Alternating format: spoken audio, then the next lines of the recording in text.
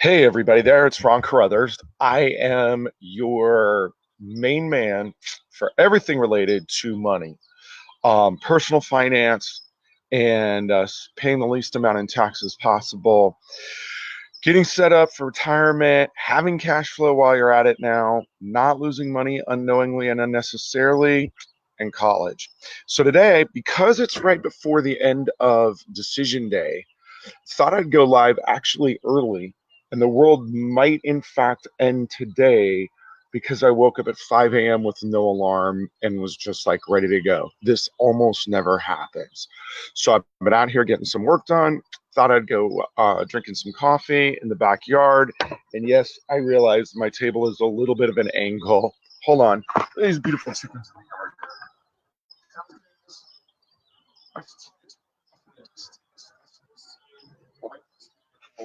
We're just chilling, having a good time. If you have a high school senior or have ever had one, you know they are an absolute pain in the ass. Oh my God, is there anything in this life more insufferable than a new 18-year-old that lives at home and thinks they know everything?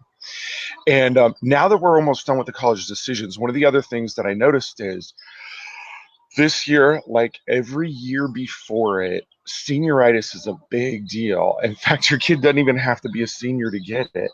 Heck, adults get it, right? I'm done. It's almost vacation. But this is it's interesting. It's such a big deal. About 10 years ago, Charles Reed, he was the chancellor for the entire Cal State system. And he called 12th grade the biggest wasteland in America. And at the time, I really don't know what happened to it, but there were 9 state governors that were trying to completely overhaul senior year because it was so bad, and they called it a complete waste of the students' time and taxpayers' money because so many kids were just checked out and gone. Now, here's the problem with that. It is so bad that half the colleges nationwide have to offer a large percentage of their students. This is not community colleges, this is 4 year colleges. Half of them have to offer remediation of some sort. And that's literally what it means, remedial classes that the student has to take. So basic English that they should have learned in high school, basic math, basic everything.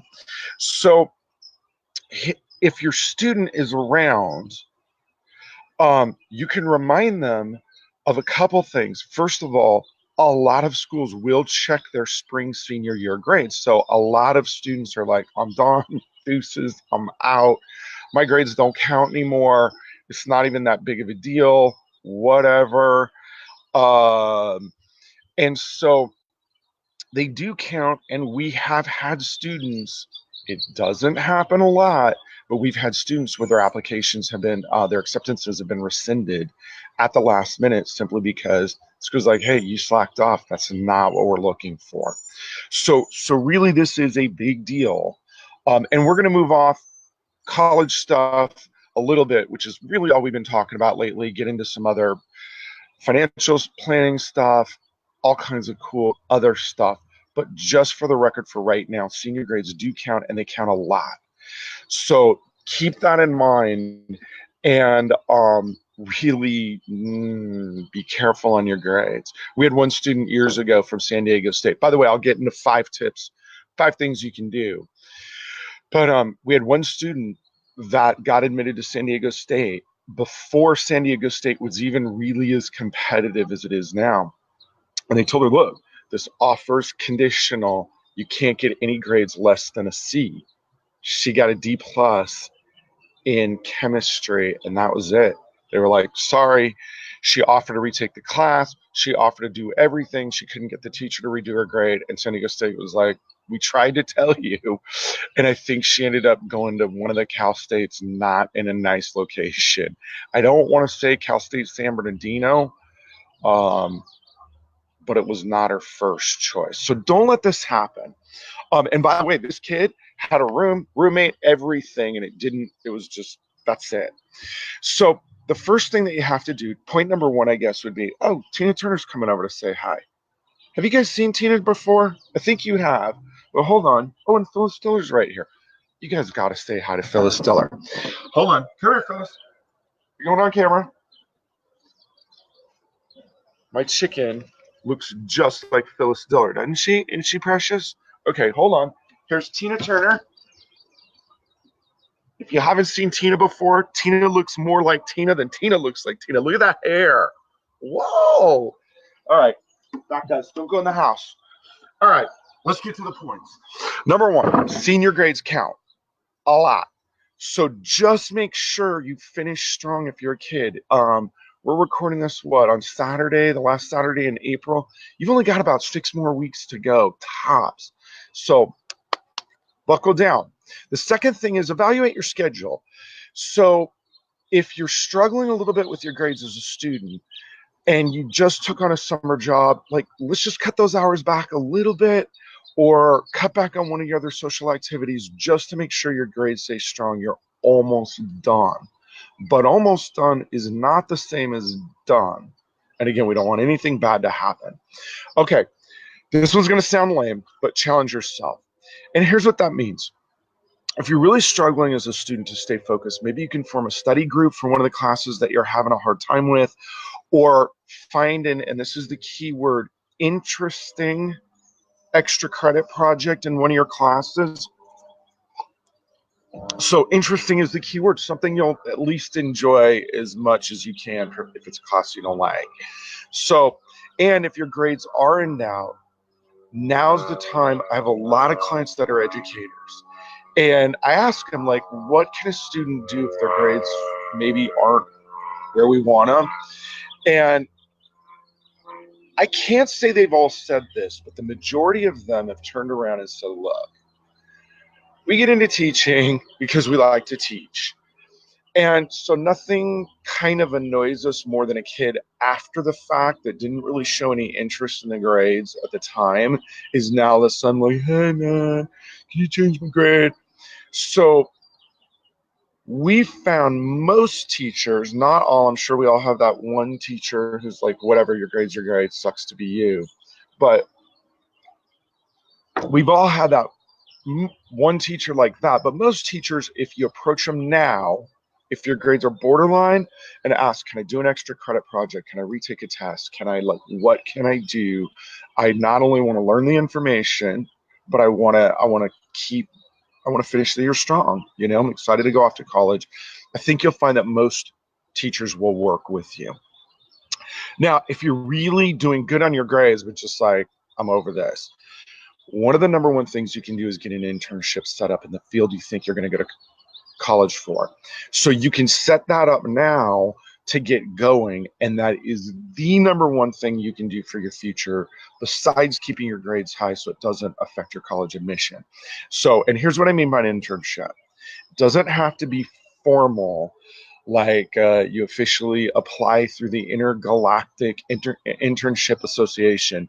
It's more like finding some companies that you're interested in and being like, hey, look, I'm willing to be an unpaid slave for you guys this many hours a week. It can be 4, it can be 10. It doesn't need to be 40.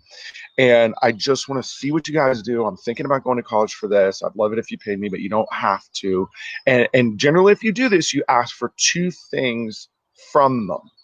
One is, look, if I do a good job and show that I'm willing to work, will you guys be fair to me and let me actually see the work? I mean, I'll get coffee for you guys and I'll do whatever else, grunt work you need, but hey, let me at least see some of the actual work that you guys do. And number 2 is, if I do a good job, will you write a letter of recommendation for me? And the idea here is, the reason this internship is so important is because if you are going to go into a field and you intern in it and you hate everything about it, kind of like I did with the medical field. When I worked there as a teen, I was done. There was no point in wasting any money. So when I tell my story about, hey, I didn't go to college over just, we didn't understand the process, that was true. But I didn't mind not going to college right away because I thought I wanted to be in the medical field. I realized I did not. It was not for me. And so that just saved me time and money. And I realized I really like the financial field. And hence, here I am 34 years after graduating from high school and still working in this field. And actually, in case you couldn't tell, still enjoying it. So internship's a big deal. And the other reason is, so if you hate it, that's awesome. Let's find that out, get that out of the way, move on to the next thing. Lots of ways you can make a living if you're a kid or an adult for that matter, right? We used to have a general manager in here in town of the Chargers back when we had the Chargers, Spanos, AJ Spanos. And he's an interesting cat because his salary was, his final years with the Chargers was $2.2 million a year as a GM. And this was like 10, 15 years ago, 10 years ago. And they ran him out because he was okay. And then he thought he was smarter than he was. But how he got into the field of football was interesting because he was a junior high school football coach who felt like he should be in the pros. So he wrote a letter to every team. He had saved up his money. He wrote a letter to every team. There were 32 teams. And only one hired him, the New England Patriots. And he offered to work for free. And it was like, I will work for free. So I guess technically if you're working for free, you're not hired. They're like, come in, and they made him cut game tape. Where they put like highlights together so players can see kind of how they moved and stuff like that. And anyway, at the end of the year, they're like, look, we don't have a position for you, but we have buddies down in, I think it was the Houston Oilers at the time. That's how long ago. It might have been maybe Texans. He went to work for them and did get paid. And like I said, his last year's in San Diego, he's getting $2 million a year. So was that year of working worth it for free? Yeah. He would never have made that as a junior high school football coach. So interning is powerful. And the idea is behind it is if we can get you into an internship and you find a field you like, that's awesome, because then we want you interning the entire time that you're in college. Again, according to your schedule, you can still work. But what tends to happen is at some point in there, they kind of feel bad for you and somebody starts paying you. Now, maybe it pays you a lot, maybe it pays you a little, maybe you would make more working at Starbucks with tips thrown in. But the idea is you're at least getting paid to do what you are paying to learn at the college. And this is where it really pays off. When you go to graduate, often you will not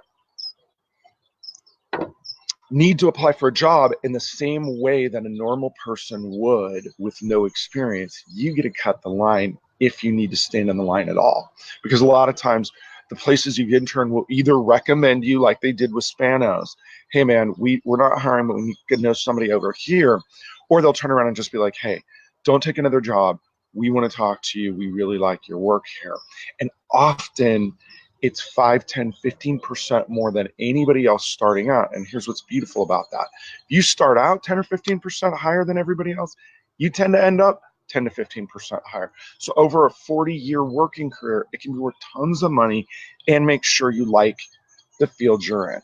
So that's tip number 4, but really that's the only tip you need to pay attention to.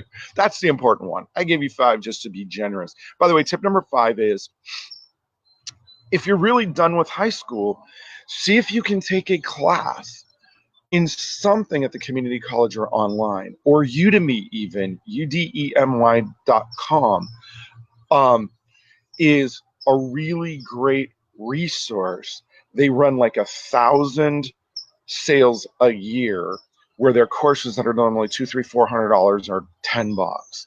Why do I know this? Because when you're on Black Friday, I got to drinking and started going through, and I think about 30 courses that I'm still working my way through, like how to hypnotize people and how to write a hit song. I'm going to do that one of these days.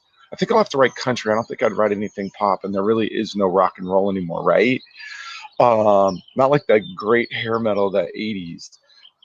Maybe I'll write a new wave song. I don't know. Anyway, I have a class on it. So you can take a class there or go to a community college or learn a language or anything. So the idea here is real simple. We don't want you to lose your college spot because you're just checked out. So those are some tips. You know, look at your schedule, maybe form a study group, talk to your teachers now, get an internship. And then you can also take another class on something you find interesting, preferably academic, but you know what? Whatever. Just stay engaged. Little bit more to go, and then you're done home free. Summer to enjoy, off to a new adventure. So those are my tips for today. By the way, if you have not been to my class, oh, there it goes. It's been there the entire time. If you haven't been to my class on how to pay for college without going broke, you need to check my class out. We saved, if you've been paying attention to these, we got a guy making $160,000, 46 freaking thousand dollars to go to Johns Hopkins. That doesn't suck. The school's pretty good school. I've heard good things about it. And you know, if $46,000 blew out the car windows because you had it stacked in bricks of cash, like my buddy Berkeley, who is in the t-shirt business, that would be a bad day for you. And they get it not once, 4 years.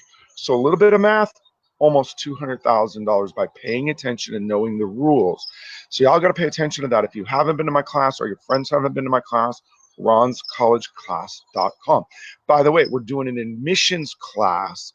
I'm just putting the final touches on it in the next few weeks here. And I've got a book on getting in called What Your Guidance Counselor Isn't Telling You. It is 10 years old, and we are re-releasing it for 2019. So look out for that. And if you like this, hit the like button. Tell the Facebooks you like this. Tell your friends, share it. We'd love that. So I hope you guys enjoyed doing this. I think I got to reheat my coffee now, but that's it for today. All right.